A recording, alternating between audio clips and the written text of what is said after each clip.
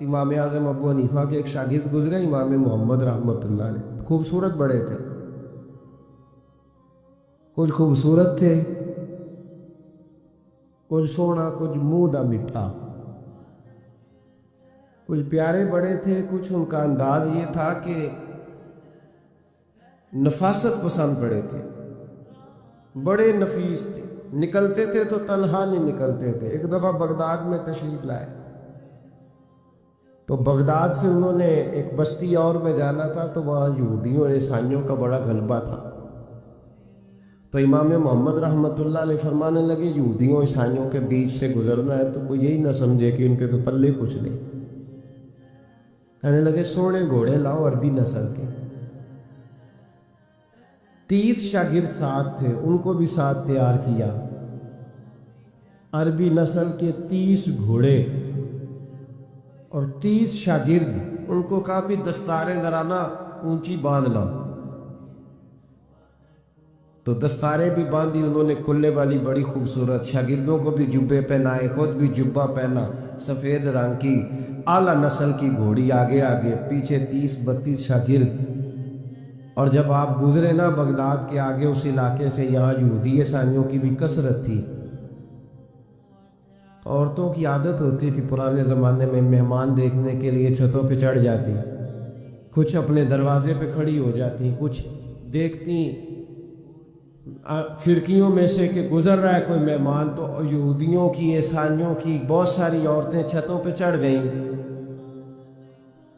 تو مسلمان نعرے لگانے لگے امام محمد آ گئے، امام محمد آ گئے۔ کچھ پہلے ہی بڑے حسین تھے،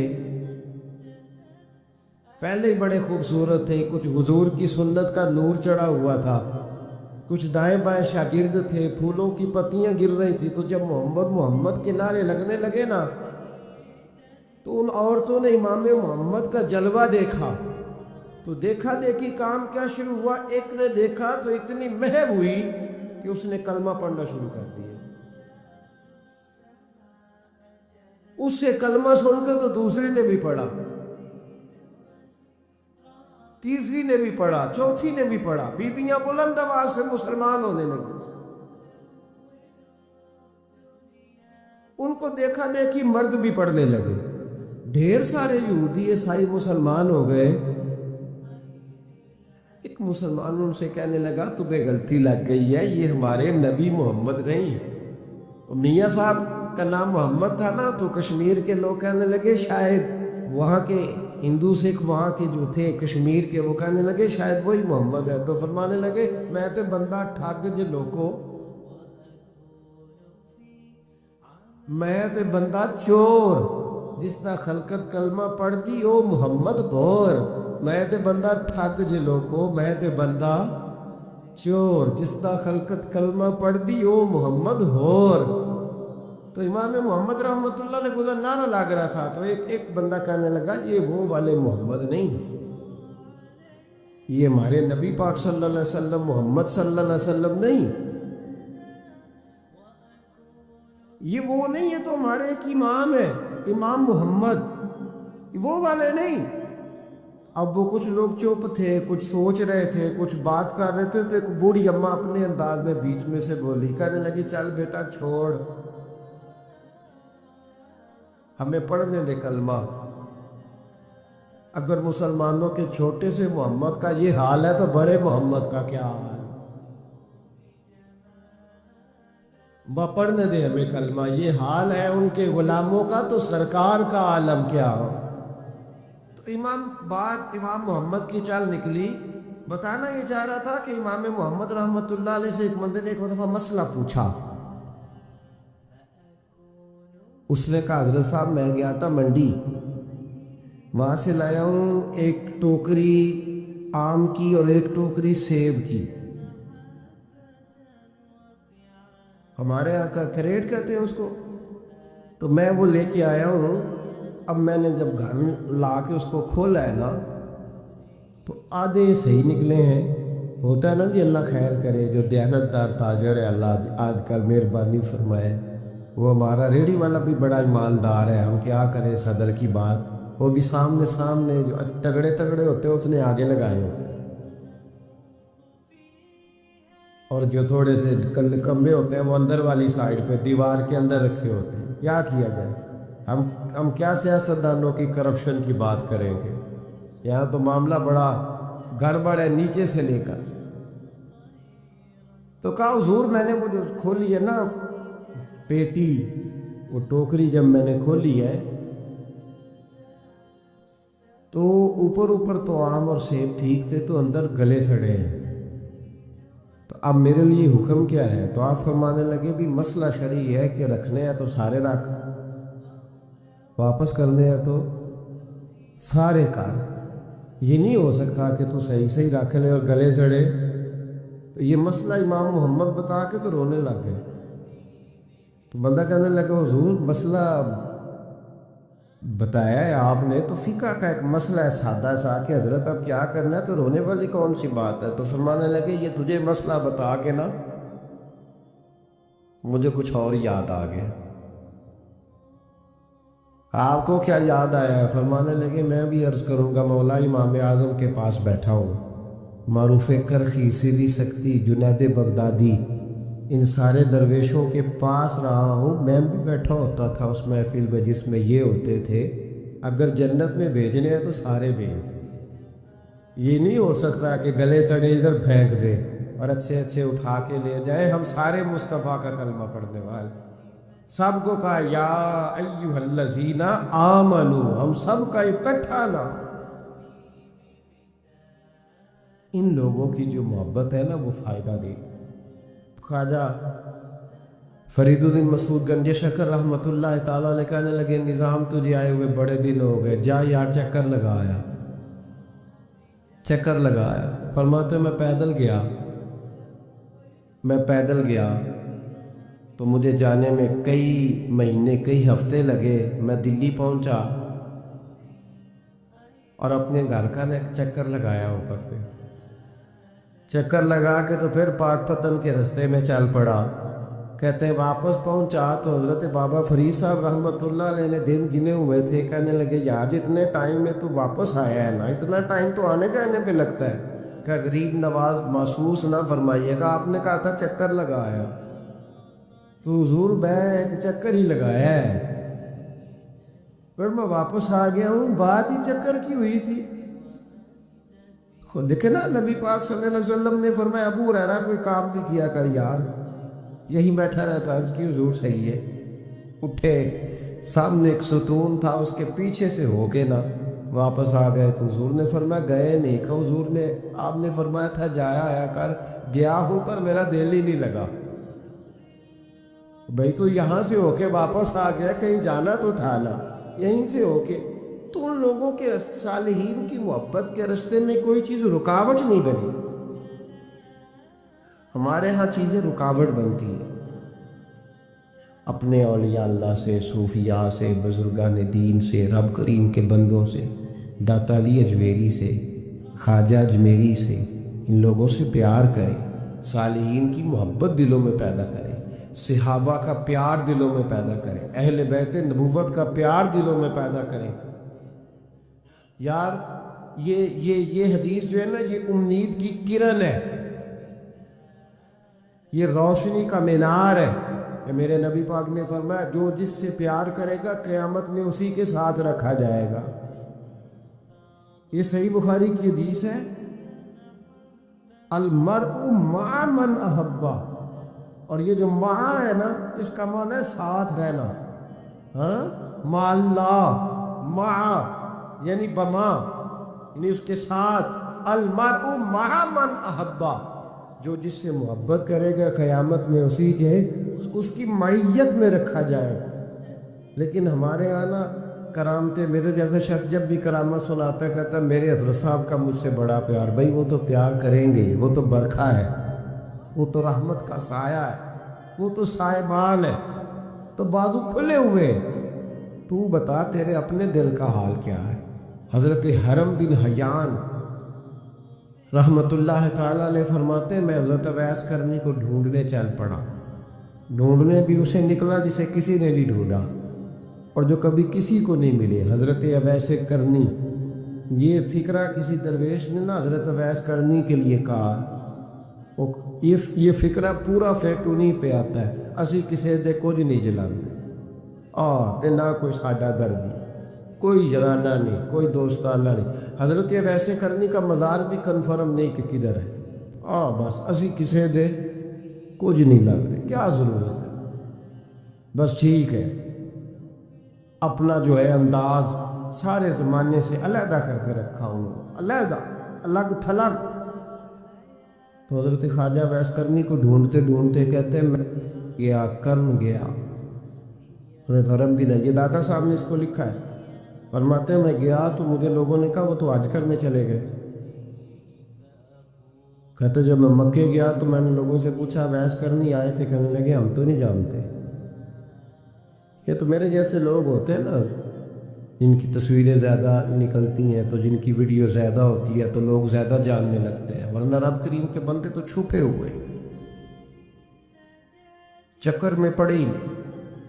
کون اویس کرنی؟ تو انہوں نے کہا کہ حضرت اویس کرنی چہرے پر برس کے داغ ہیں، کمزور سا وجود ہے، داڑھی زیادہ گھنی نہیں۔ جب حالات بتائے تو کہنے لگے اس طرح کا ایک شخص آیا تھا، اس نے طواف کیا تھا، پہلے بھی دنیا کرتی ہے پر جب اس نے کیا ہے نا تو اس کے طواف نے وہ خود بھی رویا ہے اور بھی بڑے روئے ہیں۔ وہ جب حجر اسود پہ آیا ہے تو رنگ بدلتا دیکھا ہے۔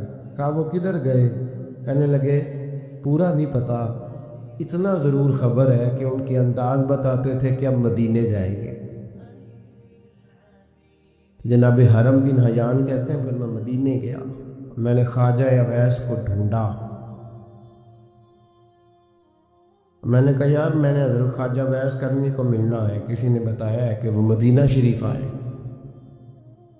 تو لوگ کہنے لگے ہم نہیں جانتے وہ کون ہے، لیکن نا دنیا جان گئی، دنیا میں بڑا کچھ ہو گیا، بائی نیم لوگ جاننے لگے، ہوٹلوں پہ پہچاننے لگے، سڑکوں پہ پہچاننے لگے۔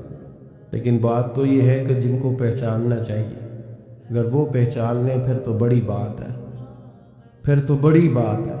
لیکن اگر وہاں ہی پہچان نہ ہو سکے تو پھر تو معاملہ بڑا الگ سا ہے نا۔ عزیز بھائی، حضرت خواجہ اویس کرنی کے بارے میں پوچھا تو مدینہ شریف کے زائرین اور وہاں کے مقامی لوگ بھی کہنے لگے کوئی نہیں پتا، ہم نہیں جانتے، ملے ہی نہیں۔ تو کہا باریک سا وجود ہے، پرانا سا لباس ہے، برس کے داغ ہے، چہرے پہ داڑھی زیادہ گھنی نہیں، کسی کو پاس نہیں بٹھاتے۔ اور پھر ایک جملہ اور کہا سنا ہے روتے ہیں تو بڑے درد سے روتے ہیں، سنا ہے بھیگی رہتی ہیں پلکیں، سنا ہے ان کی پلکیں بھیگی رہتی ہیں۔ میں 2-4 دن پہلے کسی سے سن رہا تھا شعر، اس نے کہا تھا ایک واری میری آنکھیاں تو انہوں نے اتھرو پونجے سن، ہن چسکا پہ گیا رونے دا، ہر ویلے یا ہوزاریے۔ کہتے ہیں کہ وہ اس طرح کی اس کی کیفیت ہے۔ کہتے ہیں میں نے کہا یار وہی تو اویس کرنی تھے، کدھر گئے؟ کہنے لگے کوئی خبر نہیں، جب وہ آئے ہیں تو ان کے آنے کا انداز ہی نرالا تھا، سسکیاں اور آہیں نکل گئیں اس شخص کی جب وہ مدینے آیا۔ حضرت حرم بن حیان کہتے ہیں میں ڈھونڈتا رہا، تلاش کرتا رہا، پھر میں ان کو ڈھونڈتے ڈھونڈتے عراق میں آیا تو نہر فرات کے کنارے ایک کمزور سے آدمی کو ریت کے ٹیلے پر بیٹھ کے وضو کرتے دیکھا۔ کہتے ہیں جب ان کا وضو مکمل ہوا تو میں نے کہا السلام علیکم، تو کہتے انہوں نے چہرہ نہیں پھیرا، وہیں بیٹھے بیٹھے کہنے لگے وعلیکم السلام یا حرم بن حیان، یا حرم بن حیان وعلیکم السلام۔ کہتے میں نے کہا کہ من انت، آپ کون ہے؟ تو کہنے لگے وہی ہوں جسے تم مکے اور مدینے ڈھونڈتا رہا۔ تو کہتے میں نے کہا حضور آپ میرا نام کیسے جانتے ہیں؟ بڑا خوبصورت جملہ ہے، اللہ کرے آپ کو جی یاد رہے، سبق کبھی نہ بھولنا، یہ سبق کبھی نہ بھولنا۔ بابا صاحب کے مزار پہ گئے تو خالی آ گئے، داتا صاحب گئے تو خالی، ایسے چلے گئے، ہم فارغ لوگ تھے۔ کوئی کام نہیں تھا کہ بابا فرید کی گلیوں میں گھومتے رہے. ہم فارغ تھے کہ 2 بجے حضرت سلطان باہو رحمۃ اللہ علیہ کی جالیوں کے سامنے کھڑے رہے. ہم کو پتھر چاٹنے والے لوگ تھے کہ آدھی رات بیت گئی اور ہم بزرگان کرما والا شریف کھڑے رہے. یہ کیسے ہو گیا کہ محدث اعظم کے مزار پہ کھڑے رہے؟ ایسے ہی کوئی بات تھی؟ حضرت ویسے کرنی بول کر فرمانے لگے، کہنے لگے کیا کہا تو نے کہ میں تجھے کیسے جانتا ہوں؟ فرمانے لگے تو مجھ سے پیار کرتا ہے. عارف تو روحی من روحی کا، میری روح تیری روح کی جاننے والی ہے. یہ روحوں کا رشتہ ہے، یہ خطا نہیں جایا کرتا. عارف تو روحی من روحی کا، میری روح تیری روح کو جانتی ہے. یہ کیسے ہو گیا؟ کوئی ایسے لوگ تھے تو اتنی جگہ مجھے تلاش کر آیا اور میں تجھے جانوں نہ؟ یہ کیسے ہو سکتا ہے؟ یہ کیسے ممکن ہے؟ تو ڈھونڈتا رہا گلی گلی اور میں کہوں کہ میں تجھے جانتا نہیں. فرمایا حرم بھی نہیں جان میں؟ ہاں میں دعا کرتا ہوں اللہ کی بارگاہ میں کہ رب کریم مجھے اور تجھے جنت میں اکٹھا کر دے. کہتے ہیں جب انہوں نے یہ دعا کی تو وہ چل پڑے. میں نے کہا حضور کہاں جا رہے ہو؟ فرمانے لگے میرا پیچھا نہ کرنا، میں کسی اور منزل کا مسافر ہوں، اور جس رستے میں چل رہا ہوں نا ان منزلوں پہ ساتھ نہیں کسی کو لیا جاتا. یہ میری اپنی ذاتی منزل ہے، اس میں پاؤں پہ چھالے ذرا سخت ہوتے ہیں. ہر آدمی کا کام نہیں یہاں چلنا. تو مجھے تنہا رہنے دے اور مجھے اپنی مرضی سے چلنے دے. کہتے میں نے منت کی تو کہنے لگے بس تم نے جد و جہد بڑی کی تھی تو تیرے ساتھ ملاقات کر لی، تجھے پہچان لیا، تیرے ساتھ بات کر لی، ورنہ میں کہہ چکا ہوں اسی کسے دے کچھ نہیں لگ دے. اسی لیے میں نے حضرت غالباً امام شورانی رحمۃ اللہ علیہ کے حوالے سے پڑھا ہے کہ قیامت کے دن جب حضرت ویسے کرنی جنت میں جائیں گے تو ممکن ہے اس وقت بھی لوگوں کو دیدار نہ کرایا جائے. بلکہ امام شورانی کہتے ہیں اللہ 70,000 فرشتے ان کی شکل کے پیدا فرمائے گا اور ان کے جھرمٹ کے اندر چھپا کے انہیں جنت میں داخل کرے گا. ملاقات کس سے ہوگی؟ صرف انہی سے ہوگی جن کے لیے انہوں نے زندگی گزار دی. یا خدا سے ملیں گے یا مصطفیٰ کریم سے ملیں گے. یہ وہ لوگ تو محبت کریں، صالحین کا پیار، نیک لوگوں کی محبت، صالحین کی محبت رستہ آسان کرتی. کوئی شک نہیں کہ زمانے میں سارے لوگ اچھے نہیں ہوتے، برے لوگ بھی آئے ہیں مارکیٹ میں، ہوتے. ہم لوگ الجھ گئے ہیں، بہت بڑے قیدی ہیں اپنے آپ کے، بڑے قیدی ہیں. سارا دن اپنی خواہشات کی تکمیل میں بھاگے رہتے ہیں. بڑے بڑے سونے نوجوان، میں ان پہ تنقید نہیں کرتا، مجھے ان پہ ترس آتا ہے. جب میں رات کے اندھیروں میں انہیں ٹیلی فون لے کے چوکوں میں کھڑے دیکھتا ہوں تو مجھے رحم آتا ہے. میں کہتا ہوں دیکھو نفس کی خواہش کے پیچھے یہ کیا مثلاً آخر کیا ہے اس میں؟ ایک عورت کے پیچھے تباہ کر لیا اپنے آپ کو. یعنی زیادہ سے یہ کوئی مقصود ہے؟ یہ کوئی مقصد حیات ہے جس کو مقصد بنا لیا؟ میرے عزیز بات کو سمجھ لے. اتنا خوبصورت آدمی ہے اور اتنا اس کا اونچا قد کاٹ ہے، اور کیا کس کے پیچھے یہ بھاگا ہوا ہے؟ بڑا سمجھدار، دانشور، عقل مند آدمی، ذی روح بندہ، لیکن اس کا سٹیٹس آپ یہ ملاحظہ کریں کہ وہ 20-40 ہزار کی خاطر جھوٹ بولتا ہے، دھوکہ دیتا ہے، فریب اور فراڈ کرتا ہے. ہم اپنی نفسانی خواہشات کے پیچھے اس طرح بھاگتے ہیں کہ ہم اصل سے رہ جاتے ہیں. میری باتوں کی سمجھ آ رہی ہے بذرا؟ تھوڑا تھوڑا کر کے، ایک ایک کر کے ان کی باتیں کم مانیں. ضروری تو نہیں نا کہ سویرے ناشتہ بازار سے اپنی مرضی کا تگڑا کیا، بازار سے لا پوڑیاں چنے بہترین کھائے، اور پوڑیاں چنے ابھی کھائے نہیں، شاپر میں ڈالے ہوئے ہیں، اور وہ لے کے ابھی آ رہا ہے تو ساتھ ہی رستے سے گوشت بھی چھوٹا اچھا لگا تو 2 کلو وہ بھی لے آئے کہ پوڑیاں چنے کھاؤں گا اور دوپہر کے لیے گوشت پکاؤں گا. وہ پہلے یہ تو کھا لے صاحب. اس سے تو نجات پا لے، یہ پتہ نہیں ہضم ہوتا ہے کہ کچھ اور کرتا ہے تیرے ساتھ، لیکن وہ گوشت بھی ساتھ لے آیا۔ یعنی ٹیبل پہ، ناشتے کے ٹیبل پر بیٹھ کے فیصلہ ہو رہا ہوتا ہے کہ ہم نے کیا کھانا ہے، ہم نے کدھر جانا ہے۔ سنگیو یاد رکھو، باتوں کو سمجھو اور غور کرو۔ یہ تھوڑا تھوڑا کر کے جب ہم چھٹکارا حاصل کرنے کی کوشش کریں گے نا، چھٹکارا حاصل کرنے کی، کہیں جگہ سے، کس جگہ سے اگر آپ کو تنبیہ ہوتی ہے نا، تنبیہ، اس میں بھی بڑا مزہ آتا ہے۔ اس میں بڑا، ہمارے ایک بزرگ تھے، تو ایک دن نا میں گیا تو کہنے لگے الحمدللہ آج میں بڑے سکون میں ہوں۔ میں نے کہا جی وہ کیا ہوا؟ کہنے لگے میں اپنے آپ کو بڑا پیر صاحب سمجھنے لگ گیا تھا۔ تو ایک بابڈا کی کسی آدمی سے کام تھا، تو میرے ایک دوست نے مجھے کہا ہے کہ پیر صاحب اس کو ٹیلی فون کر دے، سنا ہے آپ کا عقیدت مند ہے۔ میں نے اس بندے کو ٹیلی فون کیا تو کہتا ہے پیر صاحب میں عزت آپ کی بڑی کرتا ہوں پر یہ کام نہیں ہو سکتا۔ کہتے ہیں جب اس نے مجھے کہا نا تو کچھ بھی نہیں، تو مجھے بڑا مزہ آیا، ورنہ میرا تو نفس پھول گیا تھا۔ میں تو سمجھتا تھا کہ جو میں کہتا ہوں ویسے ہی ہو جاتا ہے۔ کہتے اس نے تھوڑا سا نا مجھے لیول میں کیا ہے، مجھے مزہ آیا۔ یہ لوگ نا اپنے اوپر بوجھ ڈالتے تھے، یہ تھوڑا تھوڑا پیچھے ہٹتے تھے، یہ سمجھتے تھے کہ اس طرح تو ہماری تکمیل رہ جائے گی۔ صبح سے شام تک اگر اسی نفس کی باتیں مانتے رہیں گے تو خرابی کرے گا۔ دولت کا نشہ ہے بھائی، دولت کٹھی کرنے والا کسی جگہ سیر نہیں ہوتا۔ حسن کا نشہ ہے، حسن کا نشہ ہے۔ حضرت ابوبکر شبلی رحمۃ اللہ علیہ فرمایا کرتے تھے جو تیری بیٹی کو خوبصورت سمجھ کے اس کے ساتھ نکاح کرنے تھے اسے بیٹی نہ دینا۔ حضرت جی کیوں؟ فرمایا حسن تو تھوڑے دن کے بعد ختم ہو جائے گا، پھر وہ اس کی قدر نہیں کرے گا، وہ تو کہیں اور منہ مارتا پھرے گا۔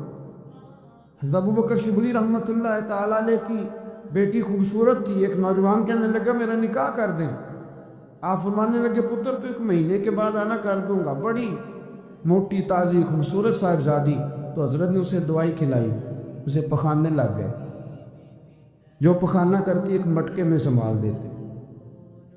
تھوڑا وقت گزرا تو وہ ہڈیوں کا پنجر بن گئی، مہینے بھر میں دست اتنے آئے کہ کمزور ہو گئی۔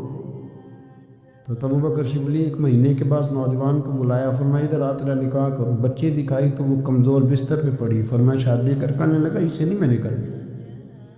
فرمایا یہ وہی ہے؟ کہنے لگا جی نہیں۔ فرمایا تو کہتا تھا مجھے عشق ہے، کدھر گیا تیرا عشق؟ کہنے لگا حضرت صاحب آپ کیسی بات کر رہے ہیں؟ فرمایا ادھر آ۔ پھر وہ مٹکا جس میں گند رکھا تھا وہاں لے گئے، فرمانے لگے تیرا عشق کے ساتھ عشق تھا، یہ تیرا عشق۔ فرمایا اسے تو میں 4 دن روٹی کھلاؤں گا پھر تندرست ہو جائے گی، لیکن میں دیکھنا چاہتا تھا کہ تو میری بیٹی سے پیار کرتا ہے یا اس کے چہرے پہ آنے والی کچھ وقت کے لیے سرخی سے پیار کرتا ہے، اس لالی سے پیار کرتا ہے جو جوانی کے وقت بچوں اور بچیوں پہ آتی ہے۔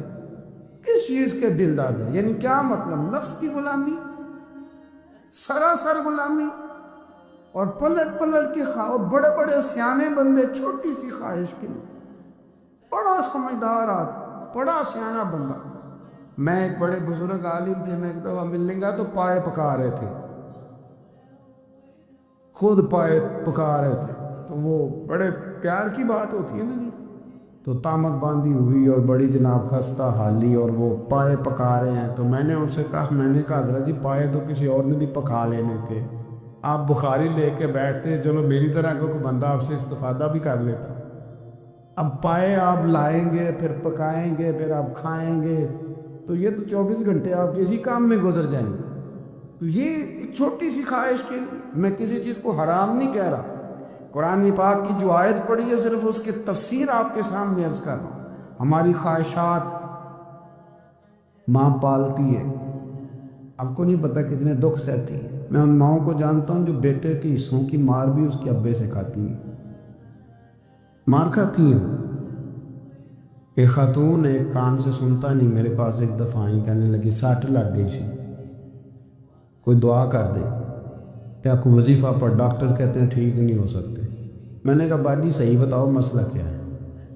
کہنے نہیں کچھ بھی نہیں، مسئلہ کیا ہونا ہے، پتر غلط نکل آیا ہے، اس کا باپ روز مارتا ہے، میں آ بھی گئی ہوں تو اس نے ایک تھپڑ میرے کان پہ مار دی، پردہ پھٹ گیا، مائیں مار کھاتی ہے، لیکن وہ پتر جس کو بڑی محنت سے پالا ہے وہ جوان ہوتا ہے تو اماں سے کہتا ہے تجھے چھوڑ دینا ہے، پر جس لڑکی سے میرا ٹیلی فون پہ رابطہ ہے اسے نہیں میں نے چھوڑنا، وہ نہیں چھوڑ سکتی، ہر شے کچل جاتا ہے وہ۔ اماں کبھی لیٹ کے رات کو سوچتی ہے کہ یہ تو میری کل کمائی تھی، میں تو آج بھی اس کے حصے کے تھپڑ اپنی گالوں پہ برداشت کر رہی ہوں، تو یہ کدھر گیا؟ اردشیر نام کا بادشاہ تھا وہ۔ حضرت محدث ابن الجوزی آج سے کچھ 700 سال پہلے لکھتے۔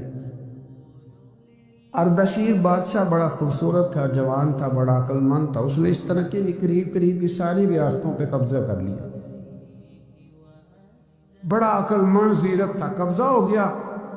ایک بادشاہ بڑا سخت تھا، اس کے ساتھ جب پنجہ آزمائی ہوئی تو اردشیر کہتا ہے اس پہ میرا قبضہ نہیں ہو رہا تھا، اور جب ہم نے ساری ریاستوں نے مل کے اس پر حملہ کیا تو ایک قلعے کے اندر قلعہ بند ہو گیا۔ اردشیر بڑا خوبصورت آدمی تھا، بڑا سمجھدار تھا، تو وہ بادشاہ قلعہ بند ہو گیا، اس نے کہا نکلنا ہی نہیں، اب وہ اندر بند ہے، یک بار کی حملہ کیا تو وہ بڑا بڑا قلعہ تھا اس میں بند ہو گیا۔ اس بادشاہ کی نا جس پر حملہ کیا اس کی بیٹی اچانک ایک دن قلعے کی دیوار پہ چڑھی تو اردشیر کے حسن و جمال کو دیکھا تو عاشق ہو گئی، اور اپنے ہی باپ کے خلاف اسے کہنے لگی کہ اگر تم میرے ساتھ شادی کا وعدہ کرے نا تو میں تجھے رستہ بتاتی ہوں حملہ کرنے کا۔ اس نے کہا میرا وعدہ رہا، تو رستہ بتا۔ اس نے رستہ بتایا اس لڑکی نے، اور بادشاہ نے حملہ کیا تو اس کا باپ قتل کیا، اس علاقے پہ قبضہ کیا شادی کے وعدے پر۔ ہاں ہاں، نفسانی خواہش بندے کو اندھا کر دیتی، نہیں سمجھ آتی اس کو میں کدھر جانا، اندھا کر دیتی۔ حملہ کیا، اور جب اس لڑکی کو لے کے آیا نا اپنے محل میں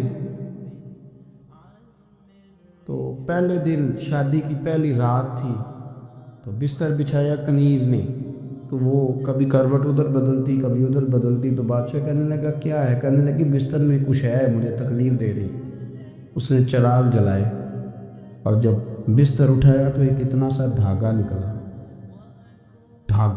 دھاگے سے عموماً تکلیف نہیں ہوتی، تو اس نے کہا تو اتنی نرم و نازک ہے کہ دھاگا؟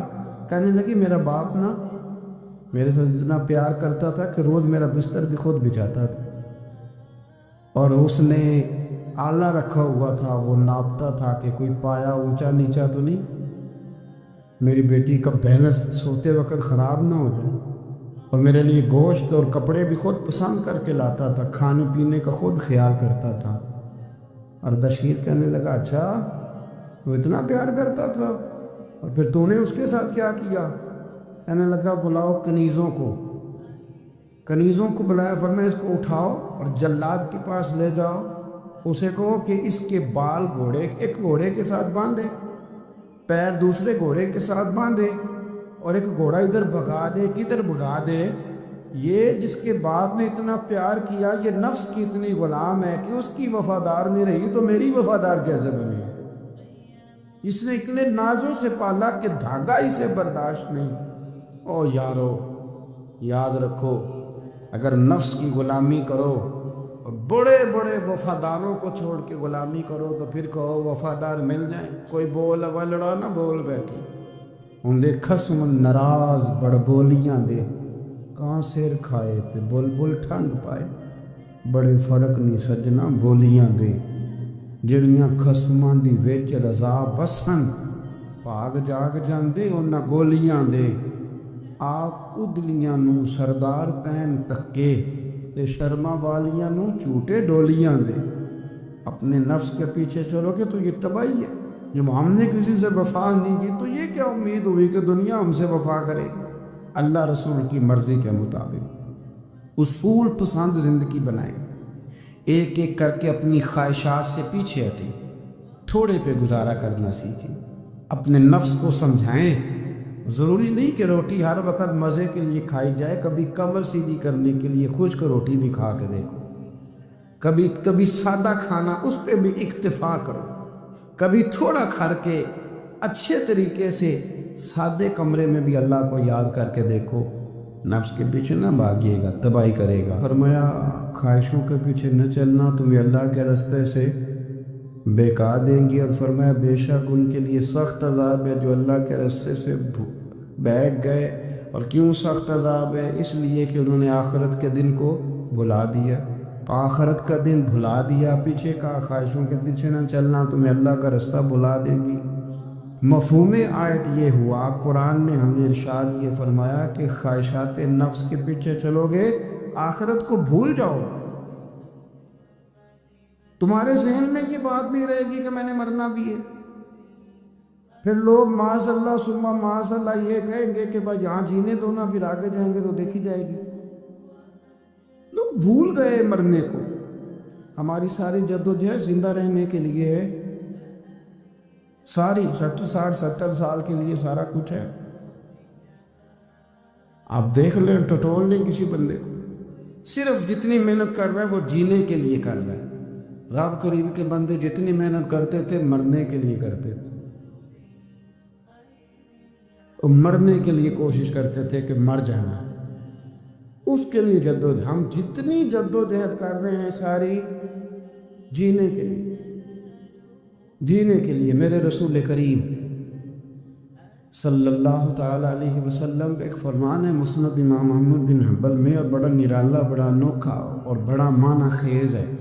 حضور سید عالم صلی اللہ تعالیٰ علیہ وسلم نے فرمایا بڑا بیوقوف ہے وہ شخص، ذرا ترتیب دیکھیے، حضور کی زبان سے نکلے ہوئے حکمت کے موتی، مسند امام احمد بن حنبل۔ فرمایا وہ بڑا بیوقوف بندہ ہے جو چلتا اپنی خواہشات نفس کے پیچھے اور امید یہ رکھتا ہے کہ رب مجھے آخرت میں انعام عطا کرے گا۔ چلتا کس کے پیچھے؟ خواہش کے پیچھے، اور کہتا یہ ہے کہ اللہ مجھے قیامت میں انعام دے گا، تو انعام تو اسے دیا جاتا ہے نا جو کو محنت کرتا ہے۔ دیکھیں نا، جس کا منہ پنڈی کی طرف ہے تو پنڈی وہ پہنچے گا، کہ وہ جس کا منہ پنڈی کی طرف ہے وہ لاہور پہنچ جائے گا۔